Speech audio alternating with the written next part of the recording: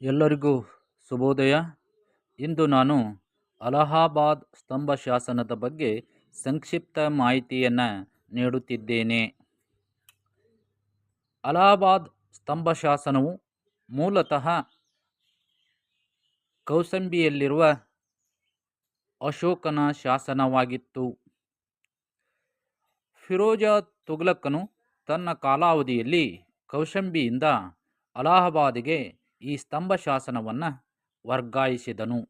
ಹೀಗಾಗಿ ಈ ಶಾಸನವನ್ನು ಅಲಹಾಬಾದ್ ಸ್ತಂಭ ಶಾಸನ ಎಂದು ಕರೆಯುವರು. ಈ ಅಲಹಾಬಾದ್ ಸ್ತಂಭ ಶಾಸನವನ್ನು ಸಮುದ್ರಗುಪ್ತನು ತನ್ನ ಕಾಲಾವಧಿಯಲ್ಲಿ ಹರಿಶೇನ ಎಂಬ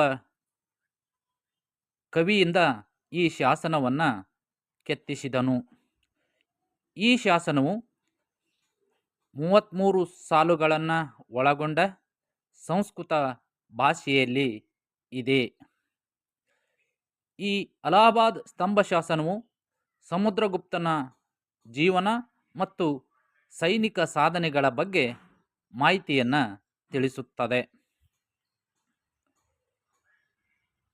ಈ ಅಲಹಾಬಾದ್ ಸ್ತಂಭ ಶಾಸನದಲ್ಲಿಯೇ ಜಹಾಂಗೀರನ ಸೈನಿಕ ಸಾಧನೆಗಳನ್ನು ಕೂಡ ಕೆತ್ತಲಾಗಿದೆ.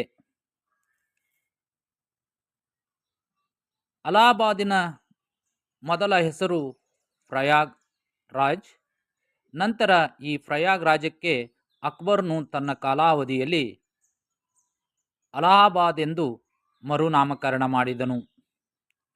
ಇತ್ತೀಚೆಗೆ ಅಲಹಾಬಾದನ್ನು ಪುನಃ ಇಂದಿನ ಮುಖ್ಯಮಂತ್ರಿಯಾದ ಯೋಗಿ ಆದಿತ್ಯನಾಥ್ ಅವರು ಪ್ರಯಾಗ್ ರಾಜ್ ಎಂದು ಮರುನಾಮಕರಣ ಮಾಡಿದ್ದಾರೆ. ಈ ಅಲಹಾಬಾದ್ ಸ್ತಂಭ ಶಾಸನವು 33 ಸಾಲುಗಳನ್ನು ಒಳಗೊಂಡ ಒಂದೇ ಒಂದು ವಾಕ್ಯದಲ್ಲಿ ಇದೆ. ಸಮುದ್ರಗುಪ್ತನು 5 ದಿಗ್ವಿಜಯಗಳನ್ನು ಕೈಗೊಂಡನು ಎನ್ನುವುದು ಇದರಲ್ಲಿ ಉಲ್ಲೇಖಿಸಲಾಗಿದೆ. Thank you. ಈ ವಿಡಿಯೋವನ್ನು ಶೇರ್ ಮಾಡಿ, ಲೈಕ್ ಮಾಡಿ, ಸಬ್ಸ್ಕ್ರೈಬ್ ಮಾಡಿ.